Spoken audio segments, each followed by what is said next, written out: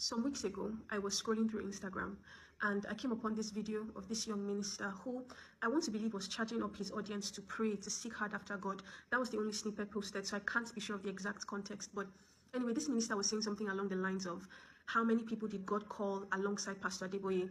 How many of them are we still hearing of today? This is not just about being a pastor. This is about men who can pay the price for a generation.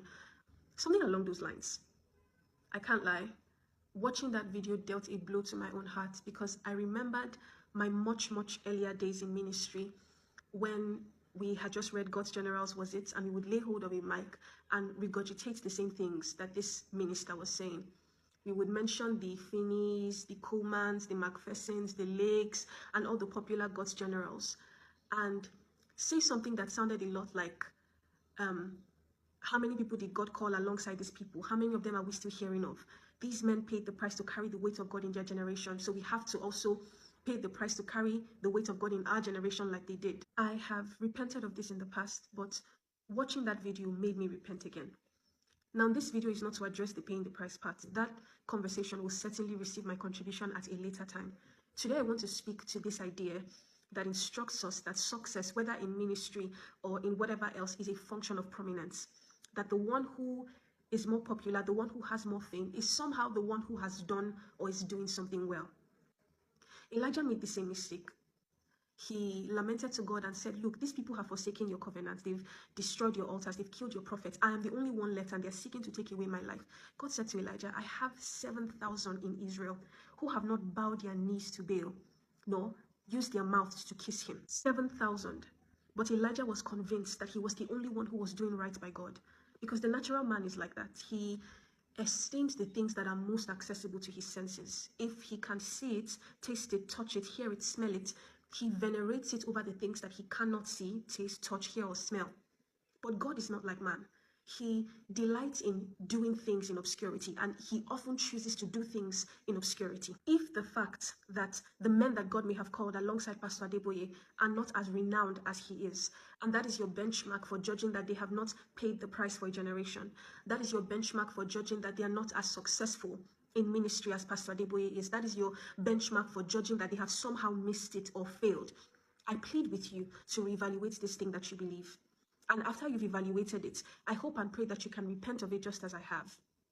Obscurity is not proof that God is not with a man or that a man has failed. Also, fame is not proof that a man has succeeded or that God is with a man. Neither of these things is proof of anything. God uses obscurity as much as he uses fame.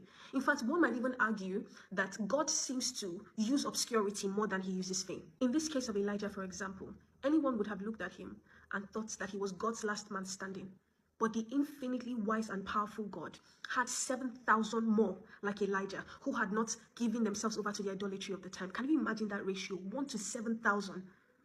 While we judge with our parochial reasoning that Elijah is the only one who has paid the price to carry the weight of God in a generation, God himself is testifying of and delighting in his 7,000 hidden witnesses.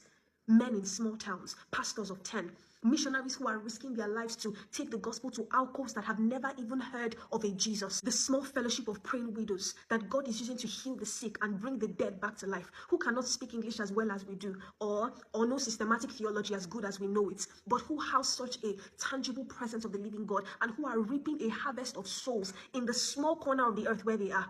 Women that we will only know about when we get to heaven. We will not hear a word of them on this side of eternity.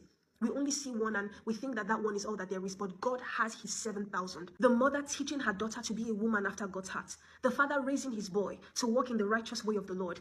These ones are touching a generation for God. They might be obscure, but they are not insignificant. God knows them. God knows them by name, and their reward is with him. This is a note of encouragement to everyone, but especially to young ministers like myself. Simplify your life. Follow Jesus. Go where he sends you. Make yourself available for service as God opens these doors of servitude. Love the Lord passionately and follow the discipline of the word. That's it. Whether you will be an Elijah on the mountain or one of the 7,000 that he graciously hides, that is God's discretion. God amplifies and minifies as he wills. If tomorrow the voice that was formerly loud becomes not as loud or even goes completely quiet, it does not mean that they failed or that God is no longer with them. If the voice that was formerly quiet becomes loud, it does not mean that they've succeeded or that God is with them. Vice versa is also the case. Neither of these things means anything.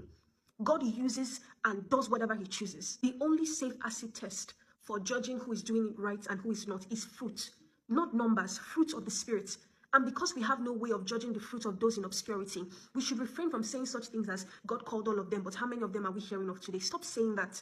If you want to encourage men to seek after God, point them to seek God for God himself, not for the fame or affluence that he can give them for his glory.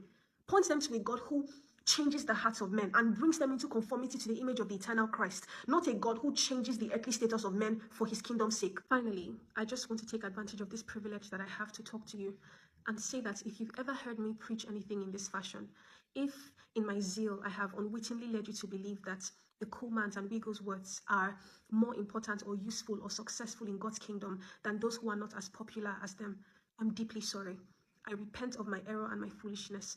Truly, zeal without wisdom is a dangerous thing. Please forgive me. And I hope that this short clip might serve to rectify some of the damage that my days of folly might have caused. May God keep us from stumbling.